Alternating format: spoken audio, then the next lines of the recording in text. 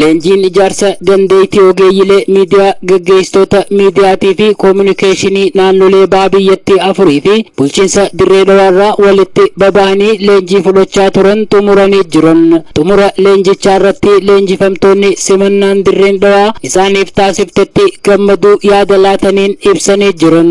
Abdulhamid Abdusaman naan jedhani kan inni dhufes godina Harargee Lixaa aanaa hawwii guddinarraa hin dhufe. Jalqabarratti Dirree Dhawaa duraan akkanatti seene erga dhufne immoo haala gaariitiin nu simatte jalqabarraa kaasee hanga ammaatti biyya jaalalaa biyya sabni garaagaraa keessa jiraatu walumaa galatti Itoophiyaa xiqqoo yoo jetteen isaan kana Dirree Dhawaa jechuun Itoophiyaa xiqqoo yoo jettee moggaaste malee maqaan moggaasnuuf kabira akka hin qabne kan nutti agarsiisu jechuudha. Ramadaan Muummeen Naanjaanii naannoo Harariirraa hin dhufe naannoo Hararitti aanaa hakim kan jedhamutti itti gaafatamaa quunnamtii turtii teenya ta guyyaa afran kanaa keessatti gammachuu turre maaliif gizee dhufnu simannaan magaalaa Dirree Dhawaa ta'aa bulchiinsi Dirree Dhawaa nu godhe simannaa bareedaadha.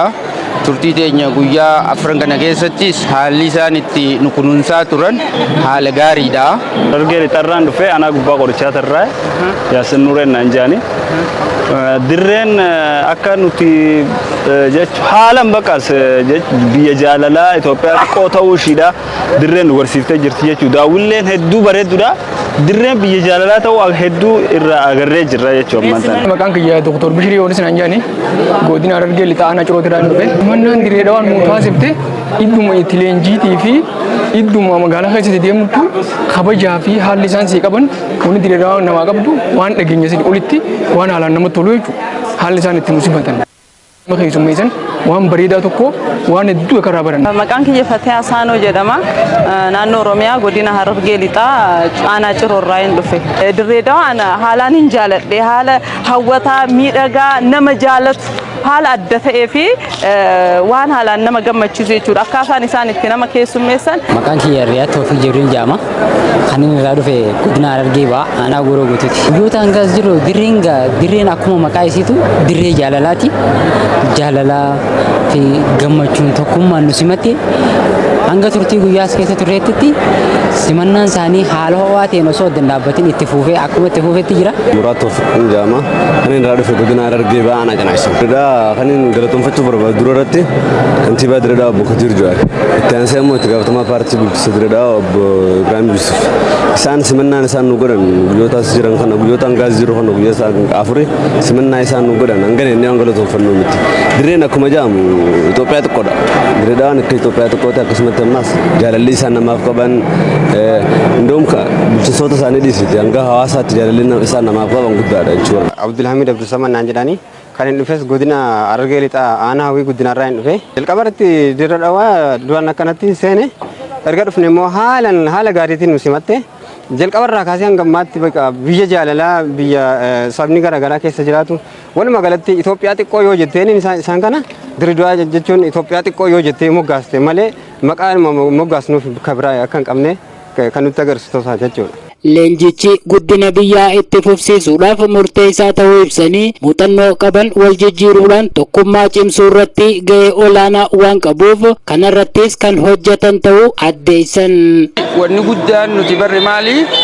Muuxannoo fi adeemsa deemaa turre keessa namuu kiyya waan jedhu qofa osoo hin ta'in keenya waliin tokkichummaadhaan akkasitti warri naannolee bahaa afran kanarraa walitti dhufee fi bulchiinsa magaalaa irraa dhufe kuni keenya waan jedhuu fi aadaa haa ta'u afaan haa ta'u muuxannoo qabna wal dabarfachuu fi wal baruun waan guddoo haala teemsuma addaaraasha keessallee gisee teenyu nama naannoo hojii dhufee hojii osoo hin ta'in sibixxiriin takaa'uu waliin laaqimsi godhamee namni waan qabu muuxannoo fi wanta akka wal dabarfatu haala sanii godhamaa ture. Waan bareedaadha jeetii yaada. Aanaa keenya jiru waan godina keenya jiru akka naannoo keenya jirutti wal dabarfannee waliin mari'annee jaalalaa wal simannee wal yaada dabarfannee jirra. Haa irraa muuxannoo fudhannes ni jirra. Haa wal ganaa fudhannee itti hojjennus ni jira. Waan hedduutu akka agarree barree jechuudha. Barumsi nuti fudhannee fi muuxannoo nuti wal jijjiirree muuxannoo hagana hin jedhamne. Waan ganallee fuulduratti waan hedduu ittiin dalaguudhaaf abdii guddaa nu toru barumsa gaarii walirraa fudhanneeti adda baane. walii wajjummaan haala bareedaa tokko agarree diradhaa kana keessa gisee dhufu dhugaa dubbachuudhaaf diradhaan tun Itoophiyaatti qoodaa hundi jedhamu waan dhugaa tokko nu barsiise. Haalli wajjin jireenya hawaasa isiidha. Muuxannoo bal'aaf dabarsaa turre jechuudha. Muuxannoo kana immoo daran ammas fayyadamtoota sooshaal miidiyaa heddummeessuudhaan akka Oromiyaa qofa osoo hin ta'in akka Itoophiyaattis hojii guddaa hojjenna kan jiru muuxannoo guddaa fudhannee abdii guddaas qabna. Boleeyyiin keenya garaagaraa walitti dhufneen asitti wajjin hirmaannee muuxannoo ogeeyyoota miidiyaatii wajjin asitti rogeeyyii miidiyaati wajjin walitti simannee muuxannoo garaagaraa waliif dabarsinee jirra.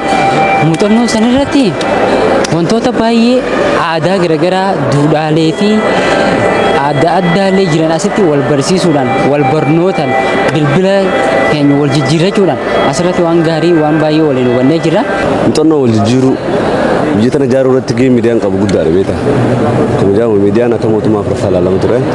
Miidiyaan biyya ijaaruu irratti gahee inni qabu hedduudha. Asirratti ammoo muuxannoo naannolee afurii kana wal jijjiirree hangamtu dalagaa hangamirra jirra akkamitti tursiisuu qabna waan hedduun asirra jirra jechuudha.